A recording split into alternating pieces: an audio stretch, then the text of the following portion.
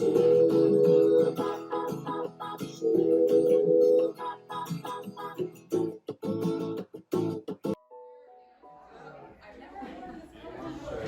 right. First, I want to thank all the family and friends for coming here to celebrate a milestone. Oh, you're a mom. Oh, a milestone. You got to be get in the middle here. I know you're here, Mom. Milestone in Mom's life, her 85th birthday. Mom, you're doing great. Still be able to travel and come here and celebrate. So let's light the candles. Oh, I know. These are the trick candles here.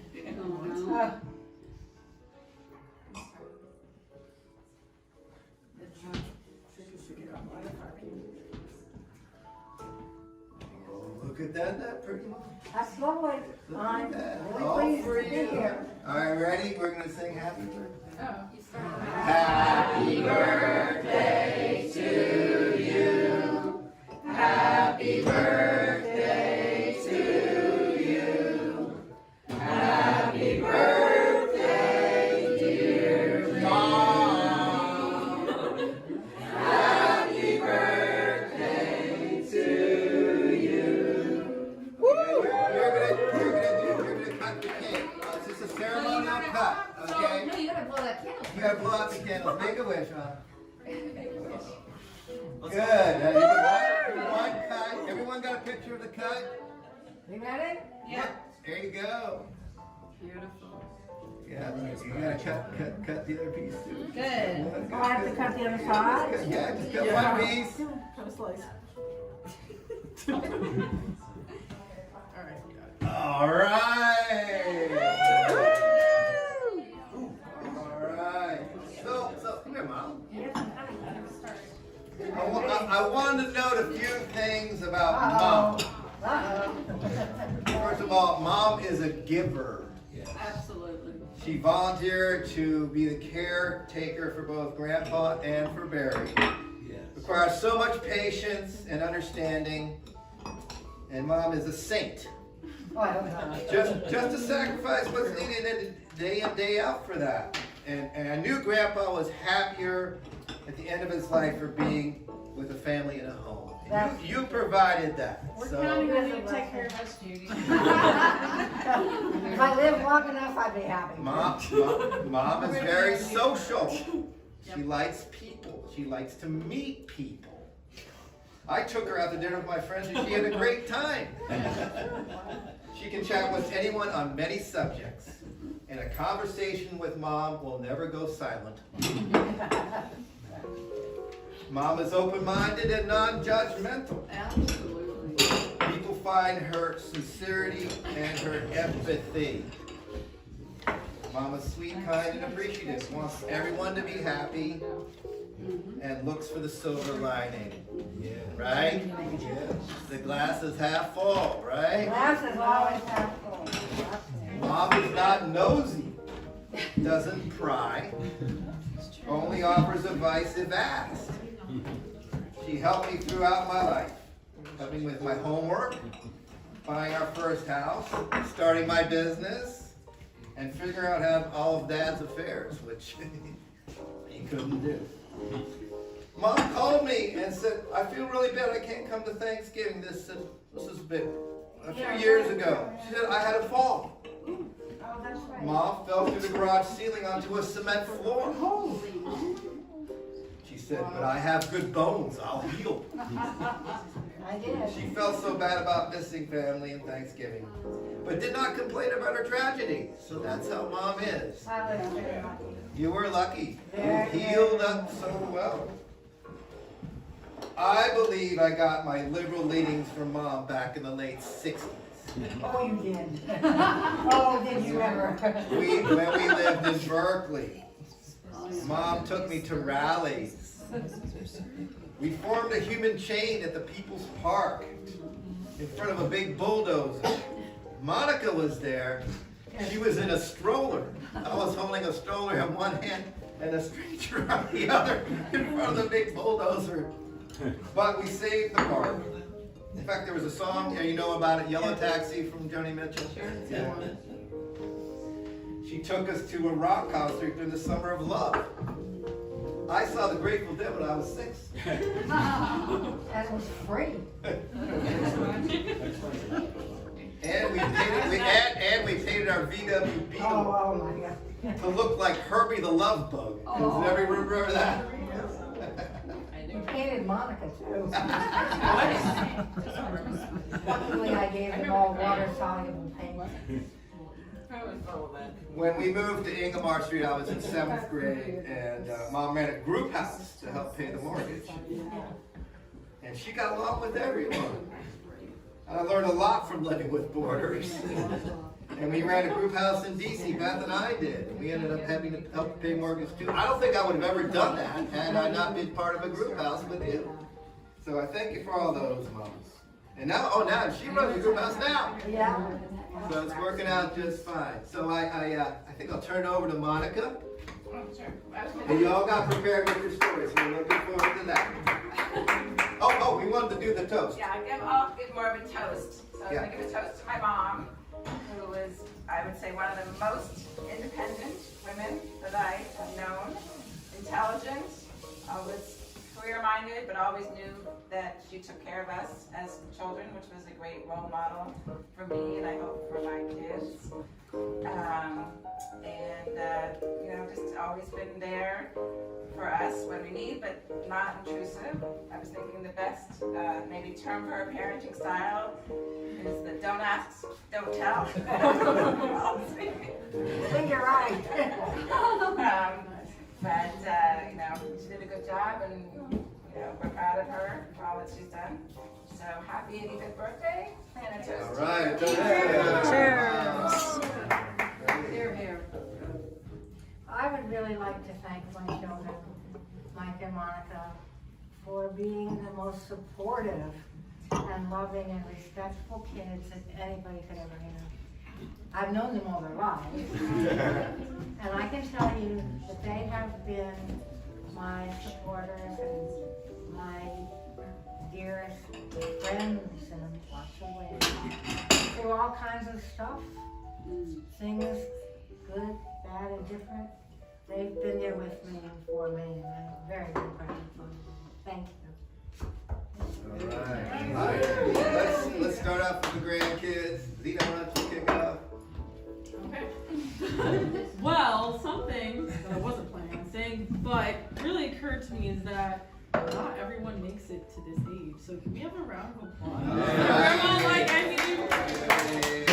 I'm proud to be here. Yeah, no, and you still travel and you go out, and I think that's where I got my love of doing those things.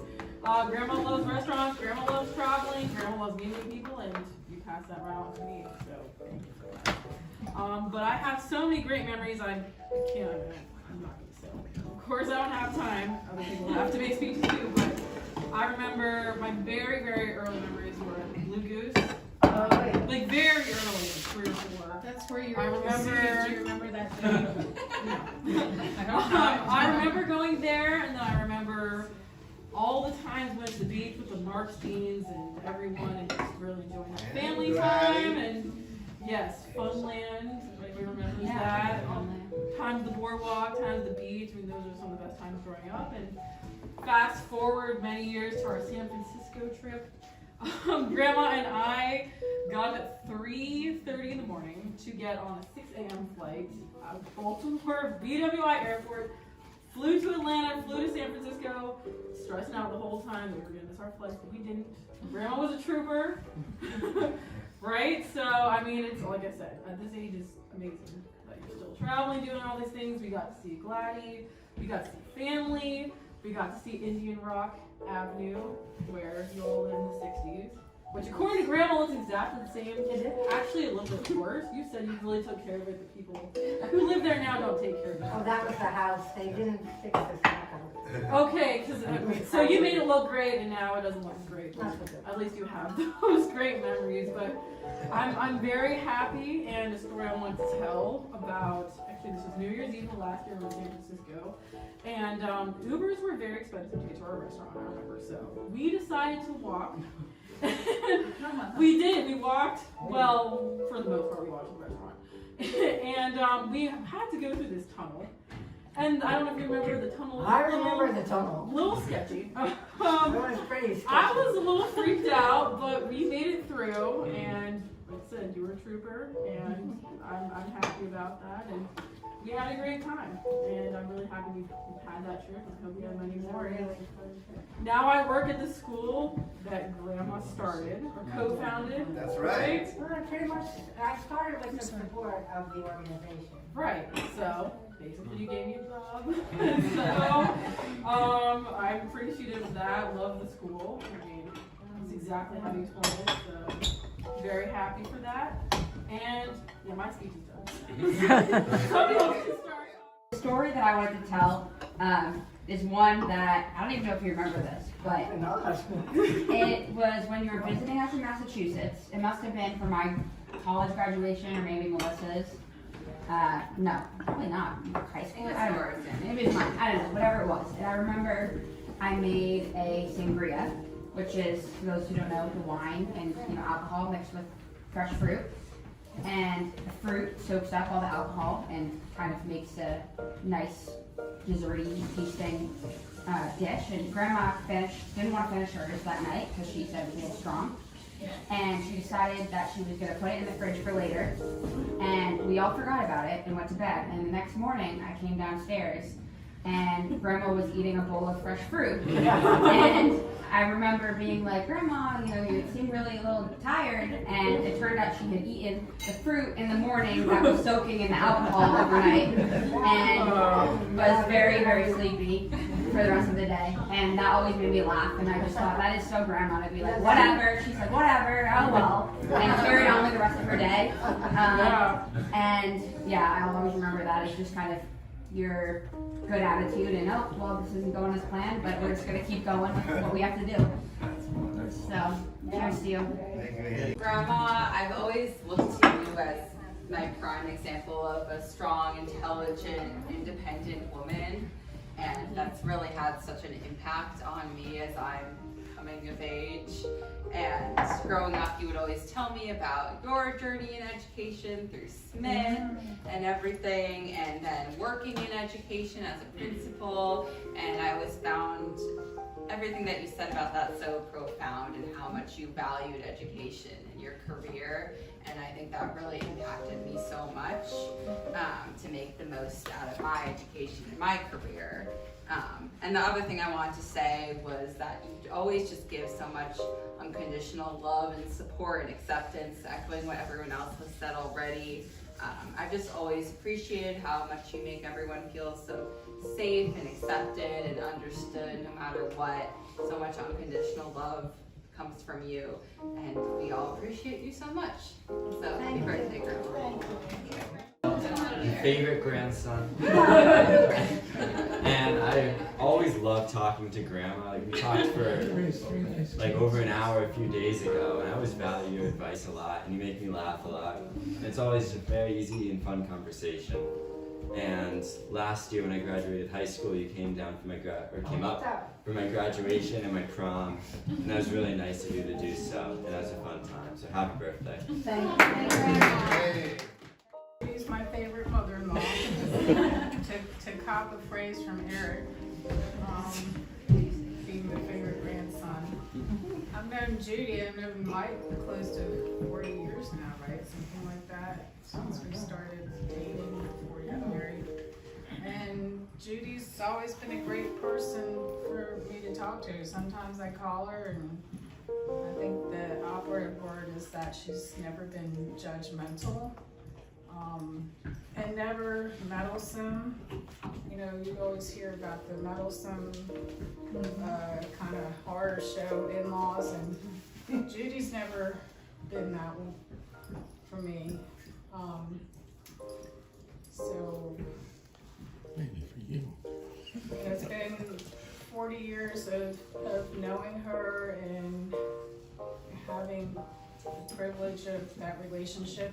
The other thing I wanted to say is my own mother died almost 4 years ago, so it's nice having other mother figures in my life.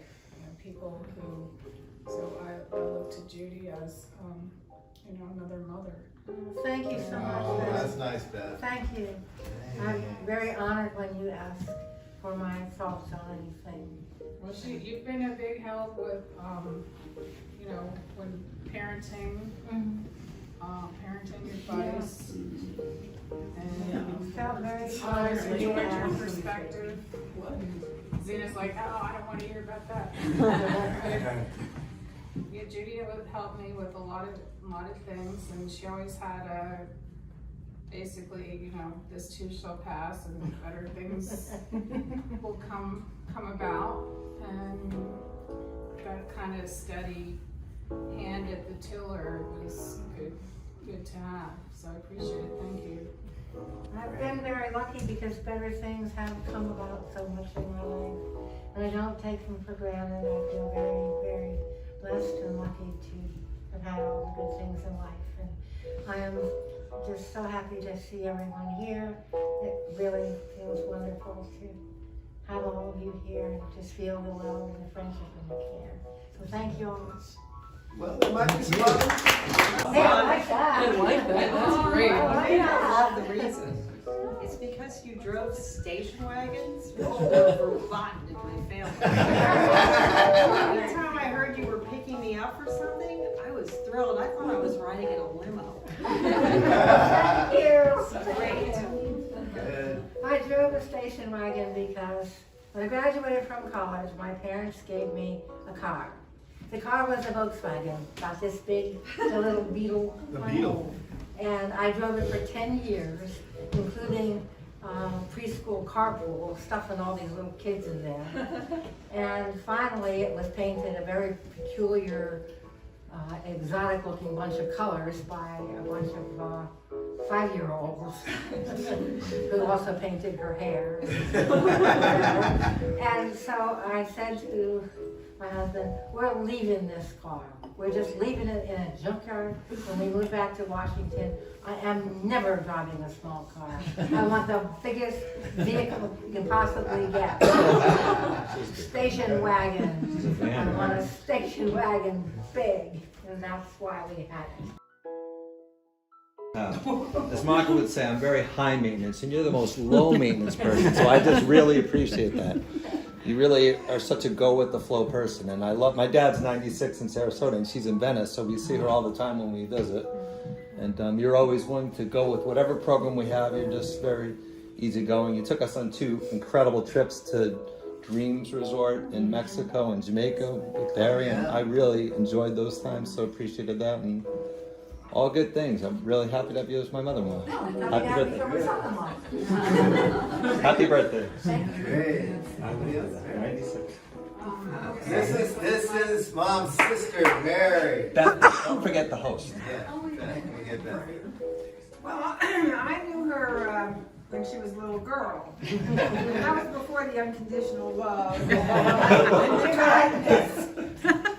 And I remember that we were 4 years apart, so there was not a lot of things we had in common. And I always wanted her to play with. I was a big pest. I was the kid who had the tantrums and always was begging somebody to do something. And Judy was one of these kids who went in her room and read books all day long. And so I remember one time I finally got her to agree to play Monopoly with me. I must have been about 6, she was probably 10. She brought her book to play Monopoly. And I would take a turn and she'd be reading her book. And then I'd say, Judy, it's your turn. Oh, she'd say, okay. She'd throw the dice. And then I'd take my turn and she'd be reading her book. And I'd say, Judy, it's your turn. Oh, okay. She'd throw the. Finally, I just played by myself. Okay, this is Judy's turn. This is my turn. That's funny. And so we were not close sisters when we were young. We were too far apart in age, I think. But we have gotten much closer since we've gotten old and decrepit. And we enjoy each other's company a great deal. We laugh a lot. We reminisce about our parents. And I have to say, one thing I can never thank Judy enough for is the way she took care of our mother and father. She really was amazing in taking care of them and seeing to all their needs. It's gonna make me cry. And she just took over, and we never had any fights. We never disagreed about anything. We were able to get through many, many years of illness, thanks to her. We were good partners. We were good partners. So I love you. I love you.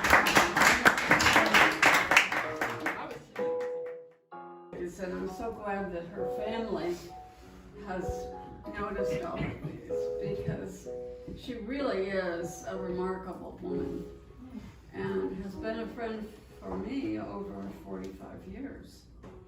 And in fact, I would say she was very significant in my development as a single parent, as a woman alone.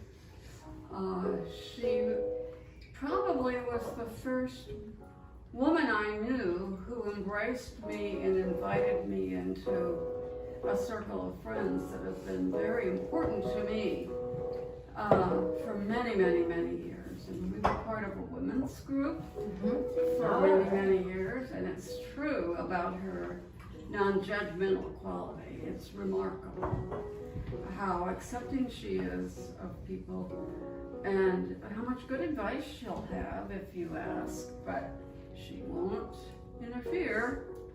And in fact, there have been times when I'm ready to enlist her help in interfering, and she would not do that. She's just very even-handed and accepting of people right where they are. And I love you. She feels like a sister truly to me, and I'm very happy to be here. I'm so glad you are here. And I want to say that the way she accepted my children, I think, was also very important to them. One of them is here tonight, and the other one was a very good friend of mine. Yes. Yeah. And really loved Judy. And I really appreciated how you saw such good qualities in my children. So thank you for inviting me, Mike. Oh yeah, it was such a great surprise. Mom didn't know you were coming, and when you came in the door, her eyes lit up. It was great. Yeah. It was a good surprise for her. Say another story. Triggered a memory.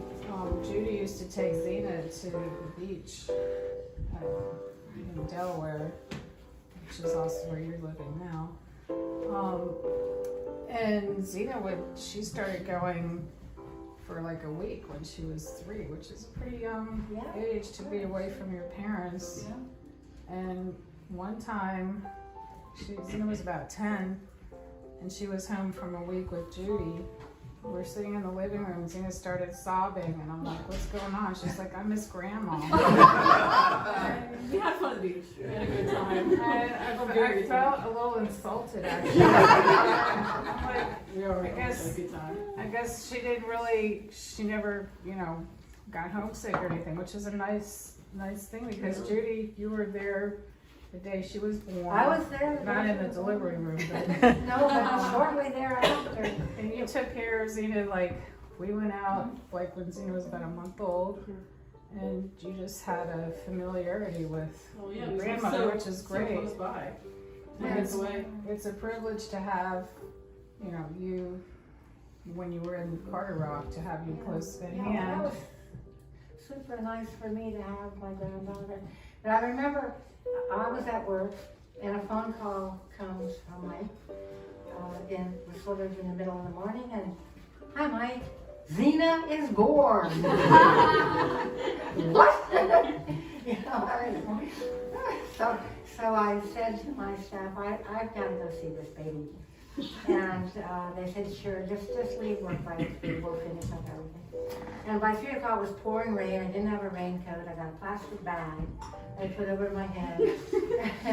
And for some reason, maybe the staff did this, they brought me a bunch of balloons.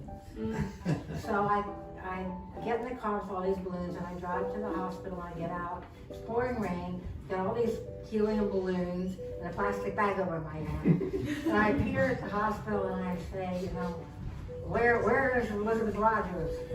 And they say, who are you? And I say, who do you think I am? I'm my grandmother.